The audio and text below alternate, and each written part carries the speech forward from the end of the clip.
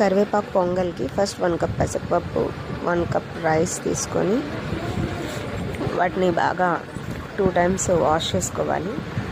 Wash చేసుకున్న తర్వాత దానిలో 1 గ్లాస్ వాటర్ పోసుకొని బాయిల్ చేసుకోవాలి 2 విజిల్స్ వచ్చే వరకు.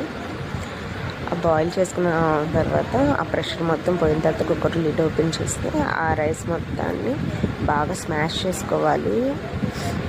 చేసుకున్న తర్వాత ప్యాన్ పెట్టి 1 స్పూన్ గీ వేసి దానిలో ఒక 15 నల్ల మిరియాలు, కొంచెం అల్లం తురుము, కొంచెం జీలకర్ర వేసుకొని దోరగా ఫ్రై చేసుకోవాలి. దానిలోనే వాష్ చేసుకున్న 2 కప్పుల కరివేపాకు కూడా వేసుకొని ఫ్రై చేసుకొని పక్కన పెట్టుకోవాలి. చల్లారిన తర్వాత మిక్సీ పట్టుకోవాలి. దానిలోనే ఆ ప్యాన్లోనే ఇంకొక 1 స్పూన్ గీ వేసుకొని దానిలో కొంచెం అల్లం తురుము, కొంచెం జీడిపప్పు అండ్ జీలకర్ర, కొంచెం ఆవాలు కూడా వేసుకొని ఫ్రై చేసుకోవాలి. దానిలోనే వాష్ చేసుకున్న ఒక 3 పచ్చిమిర్చి కూడా వేసుకొని ఫ్రై చేసుకోవాలి. ఫ్రై అయిన తర్వాత మనం ముందుగా మిక్సీ పట్టుకున్న కరివేపాకు పేస్ట్ని కూడా వేసుకొని ఇంకొంచెం ఫ్రై చేసుకోవాలి. దానిలోనే మనం స్మాష్ చేసి పెట్టుకున్న పెసరపప్పు రైస్ ఉంది కదా, దాన్ని వేసుకొని కొంచెం వాటర్ కలుపుకొని ముద్దలు ఉండలు లేకుండా బాగా స్మాష్ చేసుకొని కొంచెం క్రీమీ స్ట్రక్చర్లో కలుపుకుంటూ ఉండాలి.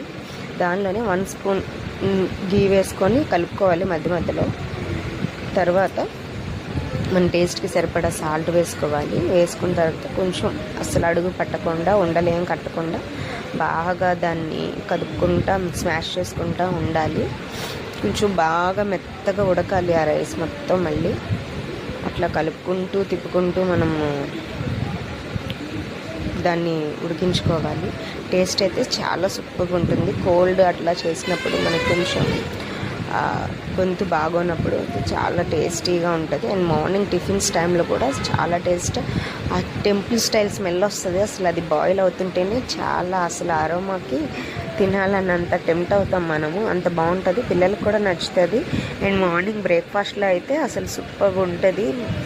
అసలు చాలా ఒక రిఫ్రెష్గా ఉంటుంది. దీన్ని చట్నీతో సర్వ్ చేసుకుంటే సూపర్ ఉంటుంది. అంతే, కరివేపాకు పొంగల్ రెడీ. నచ్చితే లైక్ చేయండి, సబ్స్క్రైబ్